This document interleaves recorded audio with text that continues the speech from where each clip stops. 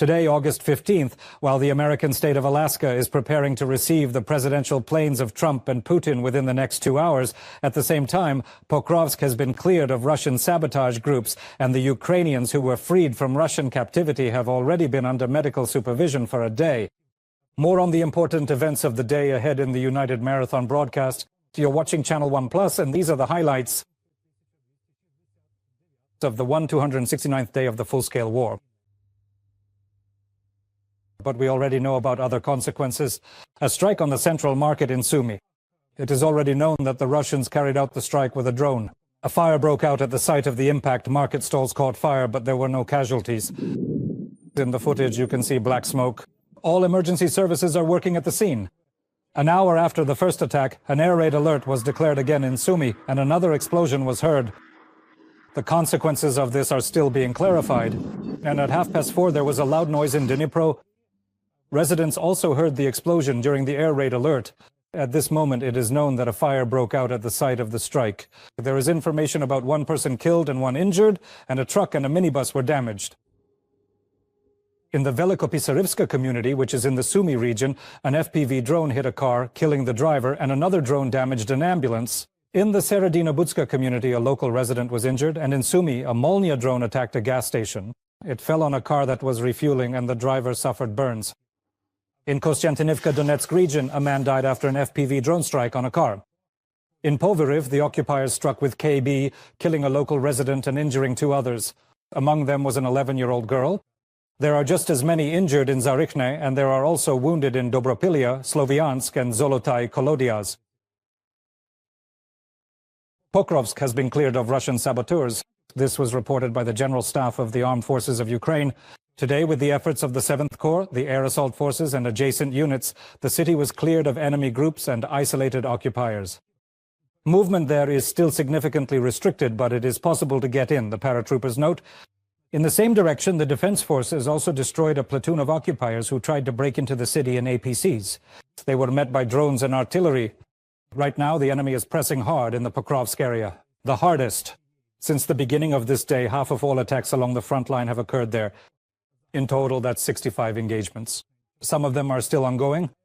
In particular, the Russians are advancing in the area of Poltavka, from Virove, Udakhne, Novokrainka, Dakhne, and Pokrovsk itself. We drove them all out, destroyed them all. And now there are no enemy sabotage and reconnaissance groups in the city. Everything is under control. Now you can move around the city. It's calm, there are no attacks on vehicles or pedestrians. Well, and meanwhile, the cameras of all the world's agencies are focused on the Elmendorf-Richardson military base in Anchorage, Alaska, the United States of America. Only a few hours remain until today's talks between President Trump and dictator Putin. Among the journalists who have arrived in Alaska to cover this event is the TSN film crew. And our special correspondent in the USA, Ola Koshelenko, is live with us. She will remain on air throughout the entire evening and night as part of the United Marathon, since TSN will be broadcasting live until 7 in the morning. Olya, greetings, because as I understand it, within the next hour, both presidents are expected to arrive in Alaska. Please tell us what's happening there right now, and how are preparations going for this extremely important summit? The negotiators' planes should already be in the air. We know this for sure about the US president. Most likely, Trump is flying. He left Washington a few hours ago. Putin's spokesman Peskov also said that his boss will be on time. We were just driving to work now. Everything is very calm in Anchorage. We didn't encounter any police checkpoints, no inconveniences, no blocked streets.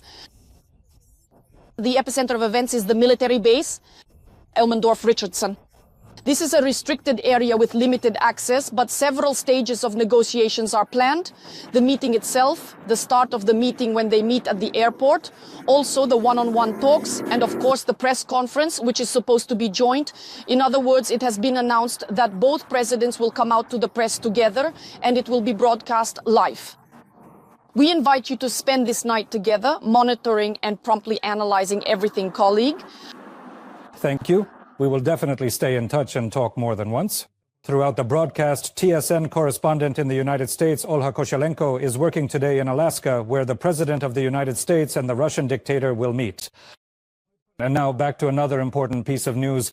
This week about the latest prisoner exchange that took place the day before. Let me remind you, 84 people returned from Russian prisons. More than half of them are civilians. Among them in particular is Bohdan Kovalchuk. He fell into Russian hands at the age of 17, and back in 2016 he was sentenced to 10 years. Also, 3 women, Svitlana Holovan, Yulia Putina and Marafon Bereznyatska, as well as 3 doctors. Surgeon Ihor Nazarenko, who had been in captivity since 2017. Also, Ihor Kiryanenko, who suffered a heart attack and a stroke while in captivity and had been held since 2020. And also Yuri Shapovalov, who spent 7 years in captivity. Also returning is the commander of the minesweeper Haniches, who went missing in Mariupol during the first months of the full-scale war. A colonel of the State Border Guard Service has also returned. His comrades greeted him with incredibly warm embraces. Journalists have not yet had the opportunity to speak with the civilians who are already receiving treatment, but they did manage to see 31 soldiers who are now also home. For 4 families, this day was especially meaningful as their relatives were able to meet them in person and, even if just for a few minutes, embrace their loved ones. A story that brings hope about our people returning home, next from the TSN correspondents. This was an exchange during which you could clearly hear children's voices. It's that moment when they know for sure that they are about to see their loved ones, whom they've waited for so long. This phone call will remain a cherished memory for Anna. She can't hold back her tears while her beloved finally smiles on the phone. And it's clear, just an hour, maybe 2, and they'll be able to hug each other. Her Maxim is coming home. Marin Maxim Turkoman. My dad recently called me. For now, we see 31-year-old Maxim on the flag and on Anna's t-shirt. He has been in the military since 2014. The whole family came to meet him. Kirillo last saw his dad when he was 5, now the boy is 9. And he's sure he'll recognize his dad right away, because they look so much alike. I haven't seen him for 3 years, and now when I do, I don't know what I'll do. For now, they're doing what everyone else is, looking at fresh photos from the border and searching for their loved ones in them. Recognizable? Yes, because Aunt has lost weight. I took him to 1st grade, and then I promised him that for the last bell, I'd come with his dad. This is 1st grade. It didn't work out. 2nd grade, it didn't work out either. 3rd. In 4th grade, his dad will take him. Oh God, your leg, my dear. Irina Abramova waited for her Misha for 40 months and 2 days. They have 2 sons, David and Artur. In the photo on the phone, they're still schoolboys in embroidered shirts next to their dad. This is an old, yet very cherished photo, but I truly like it very much. Now the sons are already working. Sonny, they've changed your dad, son. He just called me. They changed my dad. They truly and completely changed my dad for me in a profound way. Son. Exactly. The SBU called, and Dad already called too. From her bag, Irina takes out a chain and a cross bought the day before.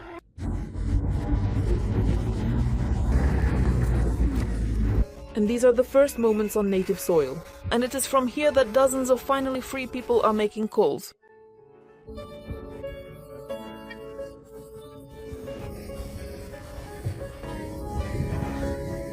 Congratulations to the enemy church. The guys are home. Wait for them at home.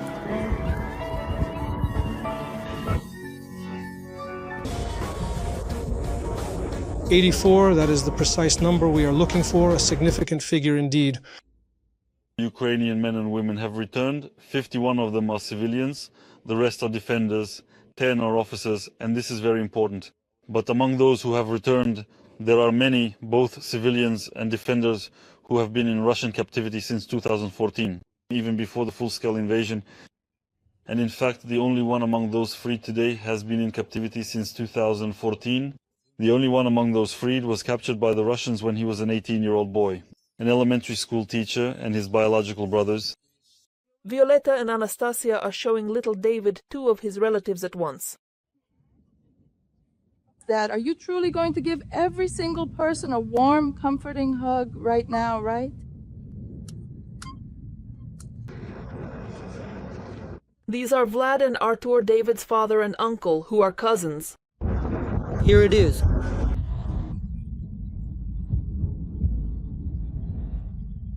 They are together on the flag of the Marine Corps. This is Artur, this is Vlad. The most handsome?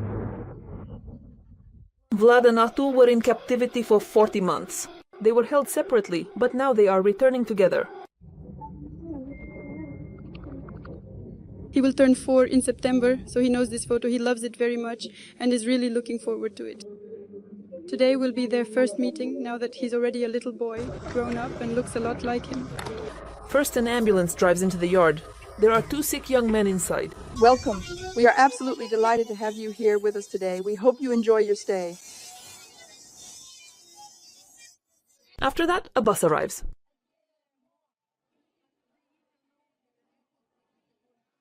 Anastasia, waiting for her husband, Artur holds his hands in prayer. But when he sees him through the window, his hands automatically form a heart.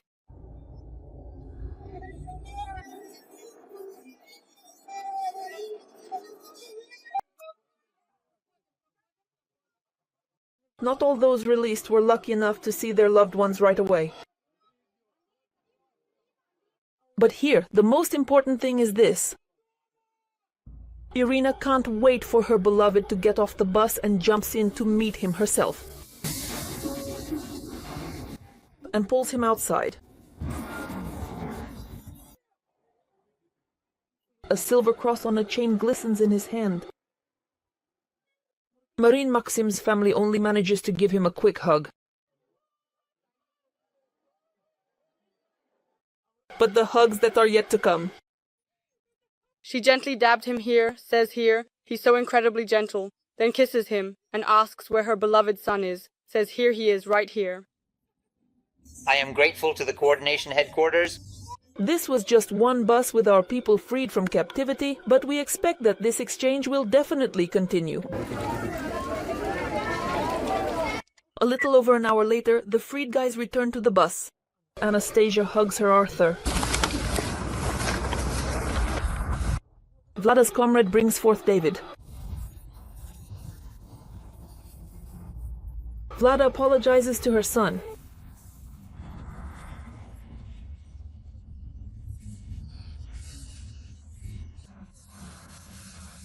Yours? Oh, come on, look, from here. No way. No? No. He hugs his Violetta under the sprawling walnut tree and worries about where his little one has run off to. David ran off to get a treat. He brings his father green walnuts. Then they pick walnuts together. Vlada kisses his wife a dozen times and heads to the bus, a very rich man. My hand is full of walnuts. At first, Kirilla wasn't so lucky.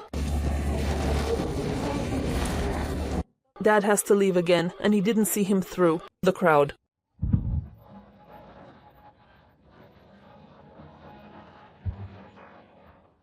He keeps calling out to him by the entrance. And manages to jump onto the bus for a moment into his father's arms.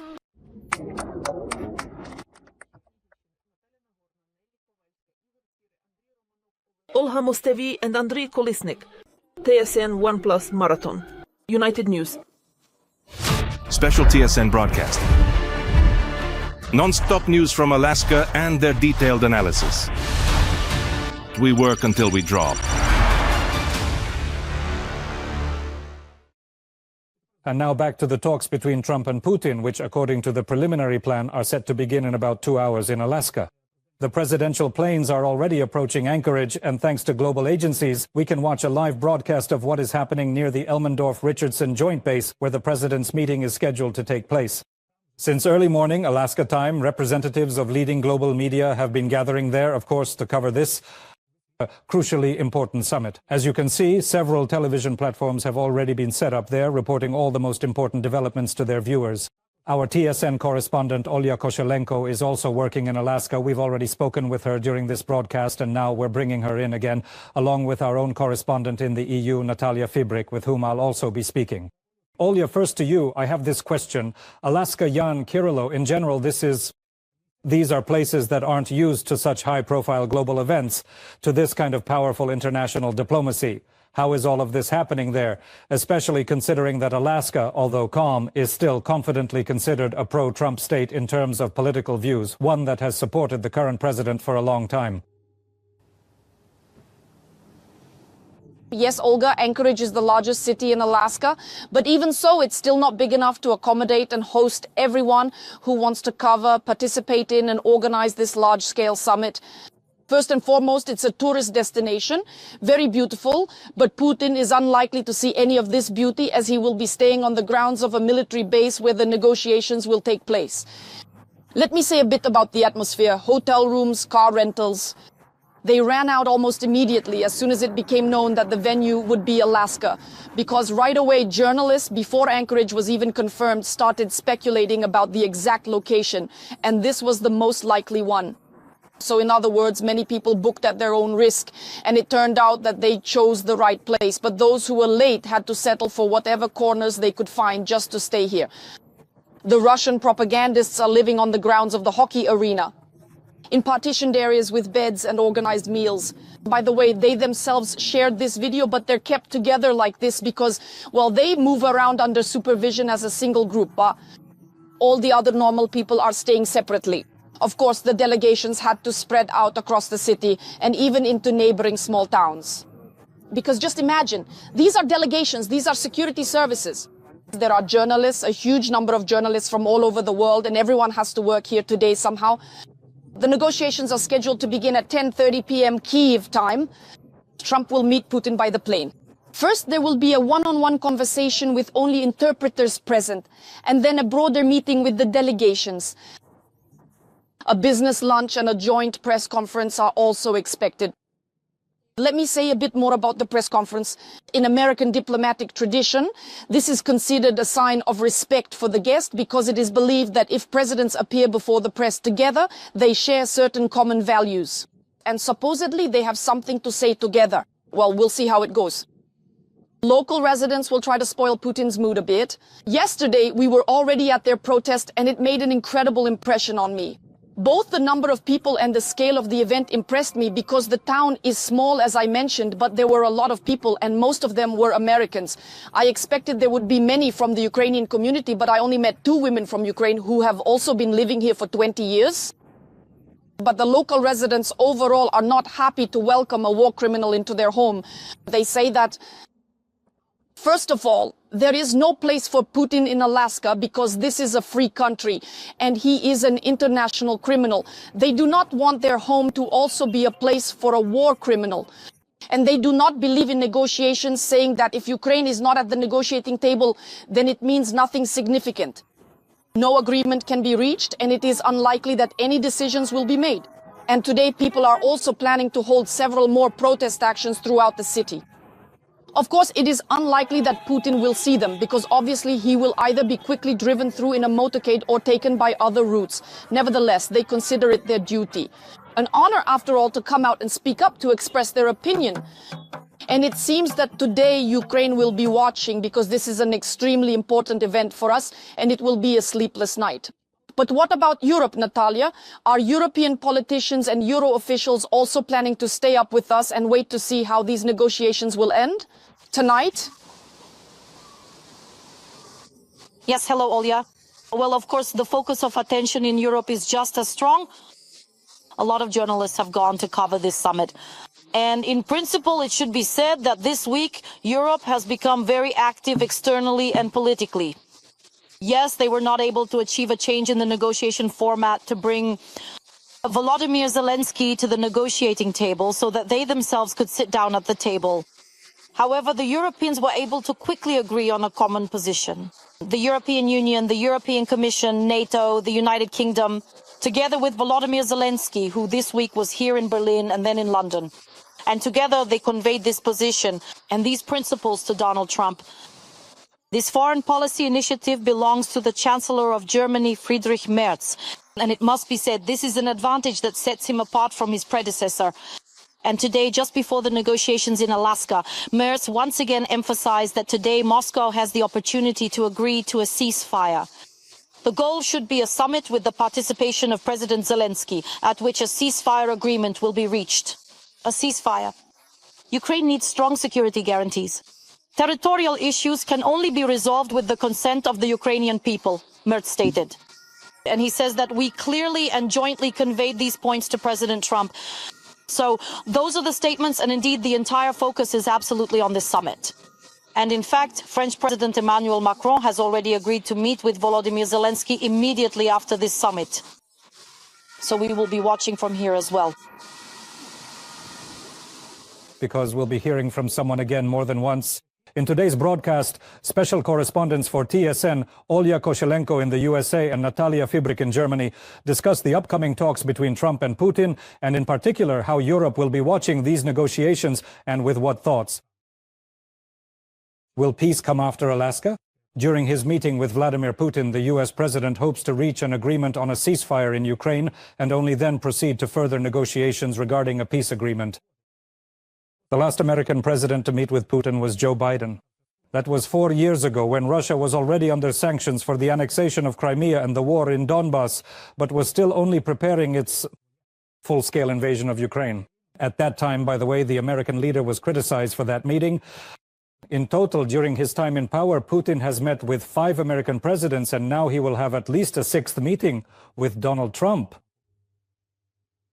What were the previous meetings like? What made them memorable? And how did the disclosure of certain details about meetings with Putin anger Trump? TSN correspondent Katerina Fedorchenko will tell you more.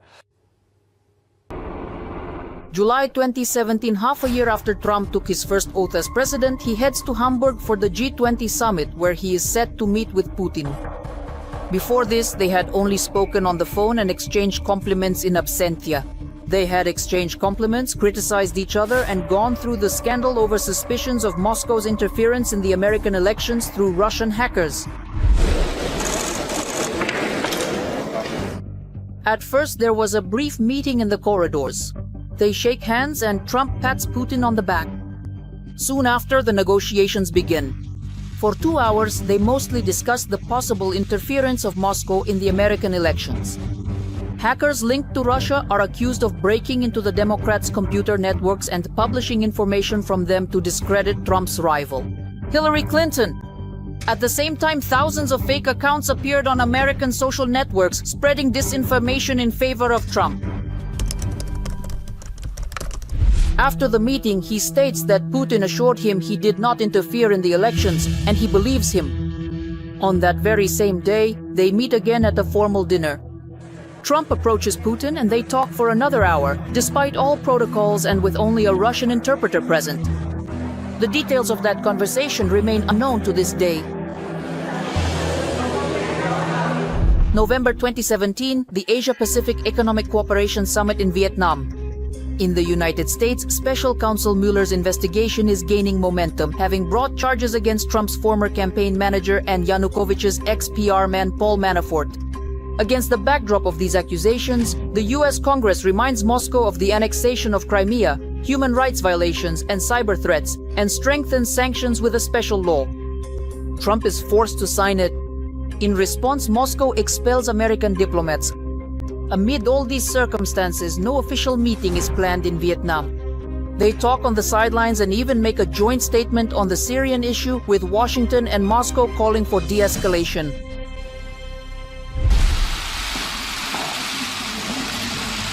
July 2018, Helsinki. Relations between the US and Russia remain tense. The US Congress tightened sanctions policy due to the scandal over the poisoning of former intelligence officer Skripal in Salisbury, UK, after which the West coordinates the expulsion of Russian diplomats. But a meeting between Putin and Trump is still being planned. And here is how preparations for it were made, recalls former Trump National Security Advisor John Bolton, who traveled to Moscow to coordinate the details. I briefed Trump during preparations for many meetings in 2018 when we were flying to Finland for the last summit with Putin. I briefed him on the negotiations regarding strategic nuclear weapons while we were both watching the match of the FIFA World Cup on his television. In Helsinki, they again discussed Russia's interference in the American elections, as well as Ukraine, Syria, and the construction of the Nord Stream gas pipeline. Afterwards, they appear before the press together. Putin talks about Crimea. President Trump's position on Crimea is well known, and he adheres to it. he speaks about the illegal annexation of Crimea by the Russian Federation. We have a different point of view. We believe that we held the referendum in strict accordance with international law and the UN Charter. For us, this issue is closed. Donald Trump talks about Moscow's interference in the American elections. More precisely, he publicly rejects the conclusions of his own American intelligence in favor of the KGB man Putin. President Putin denied everything very convincingly and reasonably. If there were any evidence, it would have already been shown to everyone. After this, the American president is met with protests at home. And he is criticized not only by his Democratic rivals, but also by supporters of his own Republican Party.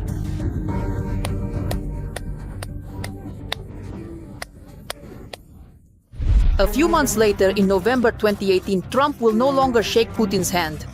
At the G20 summit in Argentina, the American president avoids the Russian president. The bilateral talks are cancelled because at that time Russia had just captured Ukrainian sailors in the Kerch Strait. But even in this situation, Trump doesn't really criticize Moscow. At most, he calls its actions unacceptable. The last time they met was in the summer of 2019 on the sidelines of the G20 summit in Osaka, Japan. They had only 80 minutes. What stood out the most was the manner of communication during the protocol part of the meeting. With a smile, Trump asks Putin not to interfere in the upcoming American elections. The Kremlin dictator smiles as well.